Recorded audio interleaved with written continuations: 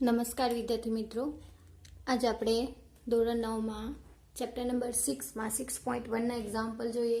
તો 6.1માં question number 1 જોઈએ. તો ક્વેશ્ચન નંબર 1માં તમને આકૃતિ આપેલી છે અને આકૃતિમાં તમને ખૂણો AOC વત્તા ખૂણો BOE ઇઝ ઇક્વલ ટુ 70°, ખૂણો BOD ઇઝ ઇક્વલ ટુ 40°. તમારે શોધવાનું છે ખૂણો BOE is equal to question mark અને વિપરીત કોણ શોધવાનો છે ખૂણો COE is equal to question mark. બરાબર, આટલી વસ્તુ શોધવાની છે. બરાબર, તો આકૃતિ પર ધ્યાન આપીએ તો એ ભાઈ રેખા AB અને CD પરસ્પર O બિંદુમાં છેદે છે. બરાબર, O બિંદુમાં છેદે છે. બંને AB અને CD બંને રેખા પરસ્પર O બિંદુમાં છેદે છે. બરાબર, ધેરફોર મેં કહી શકું ખૂણો AOC ઇઝ ઇક્વલ ટુ ખૂણો BOD, કારણ કે અભિકોણ થશે, અભિકોણની જોડ થશે મારી પાસે. બરાબર, અભિકોણની જોડ તો ખબર ને સામ સામેના ખૂણા સરખા હોય છે આપણા. બરાબર, પરંતુ મને આપેલું છે ખૂણો BOD ઇઝ ઇક્વલ ટુ 40°. આકૃતિમાં આપેલું છે.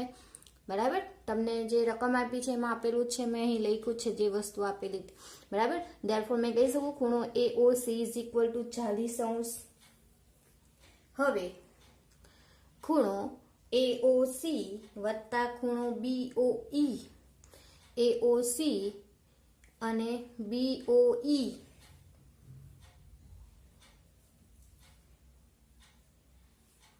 ઇઝ ઇક્વલ ટુ 70° આપેલા છે.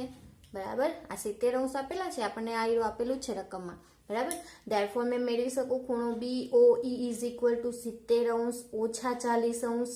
બરાબર, 4 ને 3 7, 30° નો ખૂણો કયો? BOE. ધેરફોર એક ખૂણો મળી ગયો BOE મેળવવાનો હતો તે. હવે કયો બાકી રહી ગયો? વિપરીત કોણ બાકી છે. બરાબર,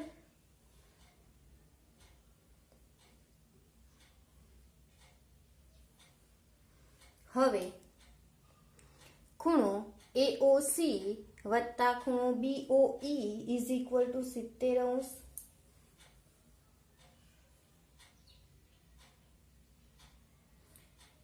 AOC ની જગ્યાએ મેં BOD લખી શકું. ધેરફોર BOD વત્તા ખૂણો BOE ઇઝ ઇક્વલ ટુ 70°. બરાબર, AOC ની જગ્યાએ BOD લખી શકું, અભિકોણની જોડ છે એટલા માટે. બરાબર, ધેરફોર મેં અહીં લખી શકું, ધેરફોર ખૂણો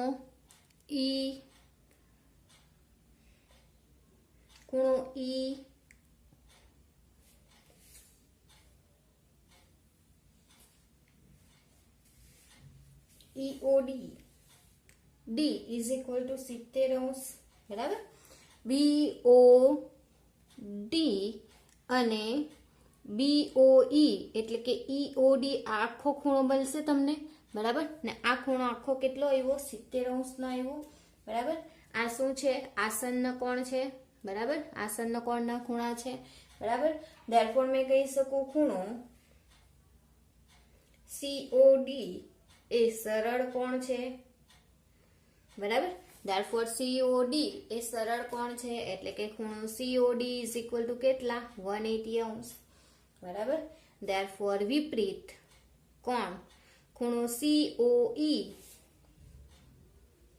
ઇઝ ઇક્વલ ટુ ખૂણો COD વત્તા ખૂણો કયો? EOD. બરાબર, વિપરીત કોણ COE એટલે કે COD વત્તા ખૂણો DOE અથવા તો EOD. બરાબર, ધેરફોર 180° પ્લસ કેટલા? 70°. ધેરફોર 0 7 14 15 2 એટલે કે કેટલા? 250°. ધેરફોર અહીં મળશે BOE 30° નો અને ખૂણો COE અથવા તો EOC આપણો વિપરીત કોણ એ 250° મળશે. બરાબર, ખબર પડી? હવે જોઈએ ક્વેશ્ચન નંબર 2. તો ક્વેશ્ચન નંબર 2માં પણ મને આકૃતિ આપેલી છે. બરાબર, તો ફર્સ્ટ આકૃતિ દોરું છું મેં.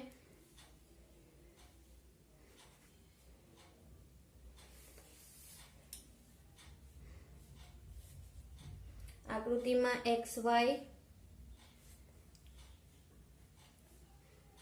MN રેખા આપેલી છે,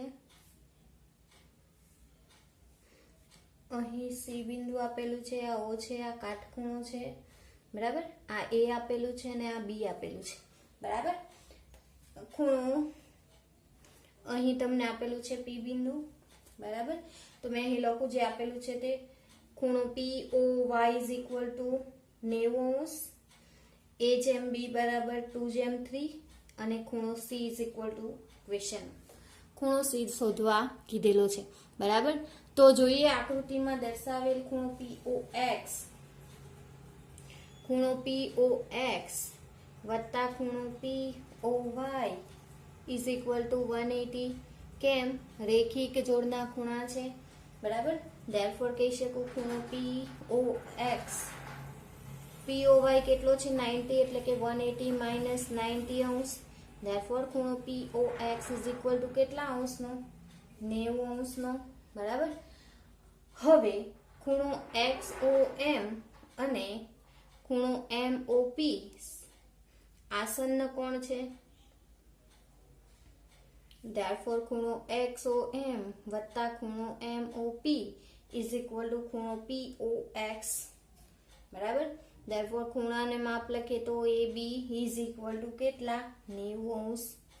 POX કેટલો આવ્યો અમારો? 90°નો. હવે તો A અને B ની વેલ્યુ તમને મળી જશે, બરાબર. હવે A/B ઇઝ ઇક્વલ ટુ કેટલા છે? 2/3. Therefore A is equal to 2/5 ગુણ્યા 180, બરાબર. તો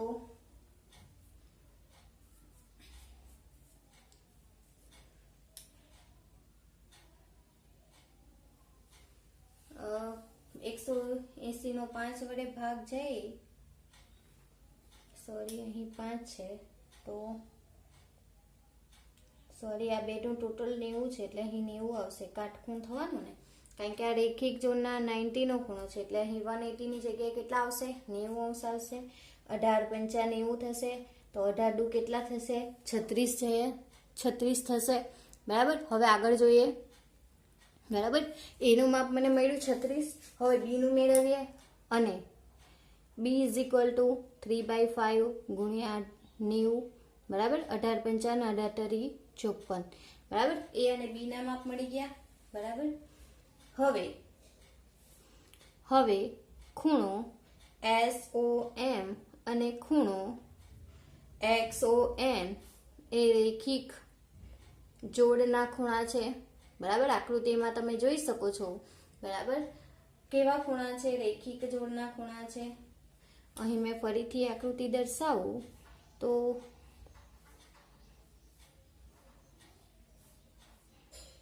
આ ખૂણો B, આ ખૂણો A અને આ ખૂણો C. અહીં X, Y, P, M, O, N, બરાબર. ધેરફોર XOM અને XON આ બે છે રેખિક જોડના ખૂણા થશે, બરાબર. ધેરફોર મેં કહી શકું ખૂણો XOM વત્તા ખૂણો XON is equal to 180. Therefore મેં કહી શકું B plus C is equal to 180. B નું માપ મને મળી ગયું છે કેટલું? 54. ધેરફોર 54° વત્તા C ઇઝ ઇક્વલ ટુ 180.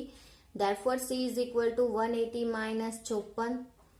54° બાદ કરીએ તો મને ખૂણો મળશે 126°નો, બરાબર. ખૂણો C બાદ બાકી કરવી હોય તો કરી શકે તમે. 54 અહીં રહેશે કેટલા? 7. અહીં રહેશે કેટલા? 10 માંથી 4 જાય તો 6, 7 માંથી 2 અને 1, 126. એટલે ખૂણાનું માપ મળી ગયું. C કેટલો? 126°, બરાબર. હવે જોઈએ ક્વેશ્ચન નંબર 3. તો ક્વેશ્ચન નંબર 3 માં તમને આકૃતિ આપેલી છે આ રીતની, બરાબર. મેં અહીં દોરું છું આકૃતિ. અહીં આપેલું છે S, T, R, Q અને P. આ ખૂણો, બરાબર. અને તમારે સાબિત કરવાનું છે ખૂણો POQS ઇઝ ઇક્વલ ટુ ખૂણો PRT. બંને સરખા સાબિત કરવાના છે, બરાબર. તો થોડુંક ધ્યાન આપજો. આકૃતિમાં દર્શાવેલ છે કિરણ OQ નું ઉદ્ભવ બિંદુ રેખા ST પર છે. બરાબર. OQ નું ઉદ્ભવ બિંદુ છે તે રેખા ST પર છે. બરાબર. સોરી, QP નું આ P બિંદુ છે. બરાબર. O નથી એટલે કે PQ નું અથવા તો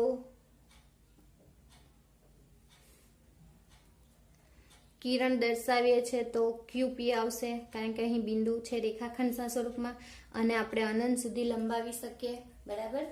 તો આ જે છે તે કિરણ QP નું ઉદ્ભવ બિંદુ રેખા ST પર છે. ધેરફોર મેં કહી શકું ખૂણો PQS અને ખૂણો PQR રેખિક જોડના ખૂણા છે. રેખિક જોડના ખૂણા છે. બરાબર. ધેરફોર મેં કહી શકું ખૂણો POS વત્તા ખૂણો PQR ઇઝ ઇક્વલ ટુ 180. તેવી જ રીતે બીજી સાઈડ કહી શકું. તેવી જ રીતે કિરણ RP નું ઉદ્ભવ બિંદુ કોના પર છે? રેખા ST પર છે. બરાબર. ધેરફોર ખૂણો PRQ અને ખૂણો PRT રેખિક જોડના ખૂણા છે. જોડના ખૂણા છે. બરાબર. તમને આકૃતિ પરથી જ ખબર પડી જશે. આ જો QT નું ઉદ્ભવ બિંદુ હોય તો આ બે રેખિક જોડના ખૂણા, આ બે રેખિક જોડના ખૂણા. બરાબર. તો એ ખૂણાના માપનો સરવાળો કેટલો થશે? 180 થશે.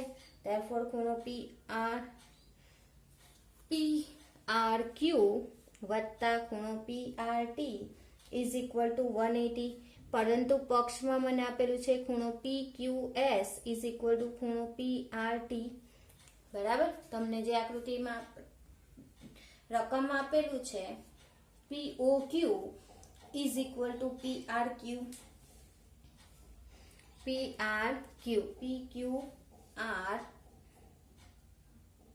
PQR ઇઝ ઇક્વલ ટુ ખૂણો PRQ આપેલું છે.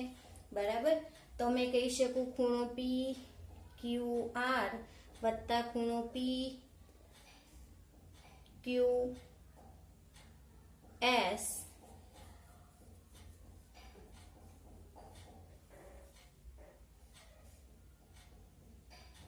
PQR. ઓકે. આ જે ખૂણાનું માપ છે તે આપણે આના સ્વરૂપમાં લખી લઈએ. ધેરફોર PQR વત્તા ખૂણો PRT ઇઝ ઇક્વલ ટુ 180. બરાબર. પરિણામ 1 અને 2 અને 1 આપી દઈએ અને 2.